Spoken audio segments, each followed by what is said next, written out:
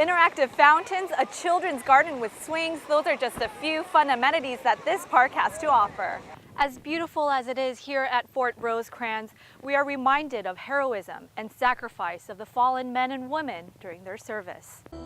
October 2010, the unthinkable left everyone in shock here at City College. 19-year-old nursing student Diana Gonzalez was stabbed to death inside a men's bathroom on campus. It's amongst the beautiful city views and a lively campus. San Diego City College witnessed the worst. Just right behind me is the building where 19-year-old Diana Gonzalez was found dead on Tuesday night. After 16 months, Armando Perez, the fugitive wanted in connection with the death of his estranged wife Diana Gonzalez, was arrested right here on the streets of Tijuana. Ships like Star of India and the infamous Surprise, which was featured in the film Master and Commander, will be joined by vessels from all around the world for the Festival of Sail.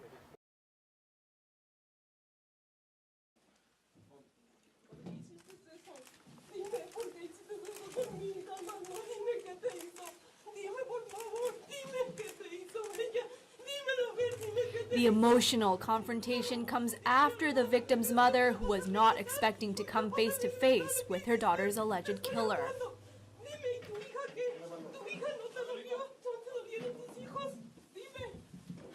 With more than a year of freedom, Armando Perez, a fugitive wanted in connection with the death of his estranged wife Diana Gonzalez, has been arrested in downtown Tijuana this week. His arrest made front-page headlines in almost every newspaper sold in Tijuana. The images show a leaner and bruised Perez. Police say he fought hard not to give up the free life he had for months. Gente que teníamos nosotros de civil, undercover, ahí lo localizaron. Es un hombre joven de 37 años, bastante fuerte. Se resistió a que lo detuviéramos. Hay fronteras en Tijuana.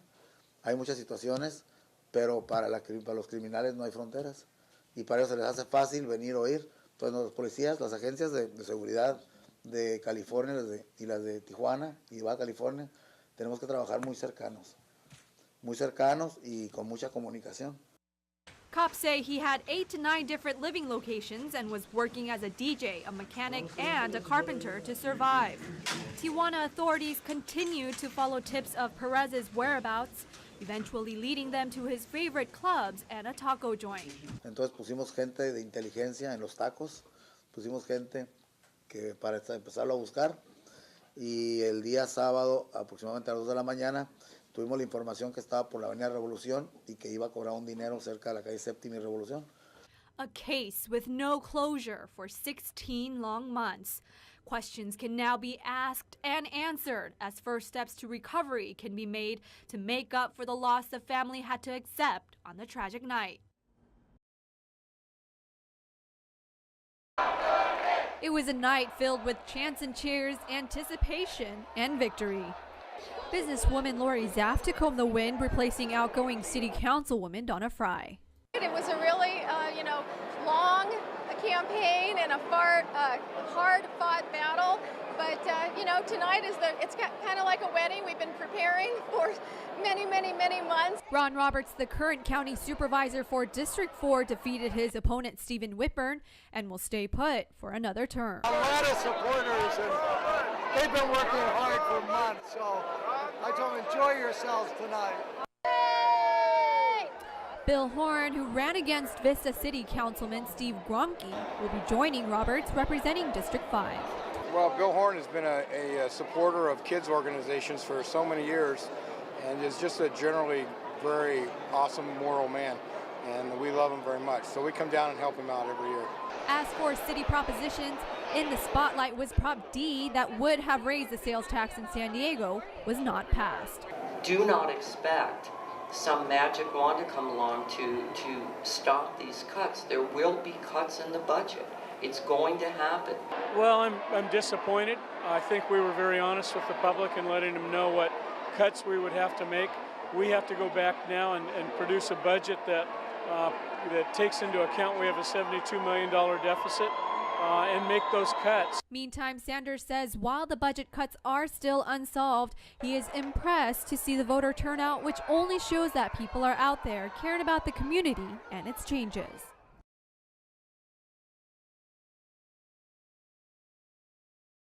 co-ed's body was discovered in a men's bathroom of the M building by another student just after 10 p.m. When he went inside the bathroom, he noticed a body of a person. He did not know at that time if it was a man or a woman on the floor. That prompted him to run outside, and he notified a teacher who in turn called 911. Investigators are being tight-lipped about the exact details of the apparent homicide. But according to published reports, the victim was beaten beyond recognition. We have sealed the autopsy, and by that I mean there will be no discussion of any injury or injuries that Diana suffered. And the reason we do that is to ensure that the only people who know what happened to her are the detectives who were on the scene, personnel from the medical examiner's office, and the person who did it. It's believed Diana Gonzalez was scheduled to attend a chemistry class that ends around 9:30 p.m. Diana's parents, already concerned about their daughter's well-being, waited in a campus parking lot near her classroom. But she never arrived. What exactly happened to Diana before her body was discovered remains unclear. But we have no reports of a struggle or anybody screaming or anything like that.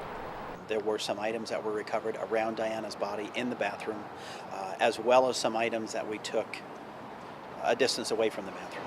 And I think, as most people know, we recovered an item of clothing kind of in the quad area in the middle, and we recovered some items from a trash can that was not particularly close to the M building. We don't know if the items that are from the trash can belong to Diana. However, to be careful, we did take those, and we'll try to piece together whether they were hers or not. Authorities are hoping to find Gonzalez's estranged husband, Armando Gabriel Perez, as a person of interest. We are looking for him. We obviously would like to know where he was on the evening of and have him account for his whereabouts. In the meantime, investigators will continue to question possible witnesses, hoping somebody saw or heard something which will help put a campus community back at ease. We're in the process of investigating everything that we can about Diana's life, including her relationship, her home life, her school life, her financial life, as we would do with any other victim. With photojournalist Jim Smith, I'm Alice Kim, News Scene.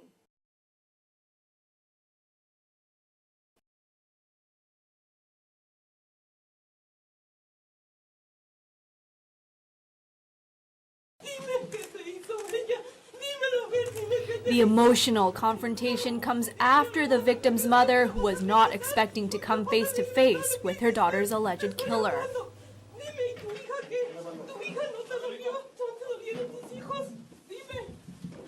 With more than a year of freedom, Armando Perez, a fugitive wanted in connection with the death of his estranged wife, Diana Gonzalez, has been arrested in downtown Tijuana this week. His arrest made front-page headlines in almost every newspaper sold in Tijuana. The images show a leaner and bruised Perez. Police say he fought hard not to give up the free life he had for months. Gente que teníamos nosotros de civil, undercover, ahí lo localizaron. Es un hombre joven de 37 años, bastante fuerte. Se resistió a que lo detuviéramos. Hay fronteras en Tijuana. Hay muchas situaciones, pero para los criminales no hay fronteras. Y para ellos se les hace fácil venir o ir. Entonces los policías, las agencias de seguridad de California y las de Tijuana y Baja California, tenemos que trabajar muy cercanos y con mucha comunicación. Cops say he had 8 to 9 different living locations and was working as a DJ, a mechanic, and a carpenter to survive. Tijuana authorities continue to follow tips of Perez's whereabouts, eventually leading them to his favorite clubs and a taco joint. Entonces pusimos gente de inteligencia en los tacos, pusimos gente que para empezarlo a buscar, y el día sábado, aproximadamente a las 2 de la mañana, tuvimos la información que estaba por la Avenida Revolución y que iba a cobrar un dinero cerca de la calle Séptima y Revolución. A case with no closure for 16 long months. Questions can now be asked and answered as first steps to recovery can be made to make up for the loss the family had to accept on the tragic night.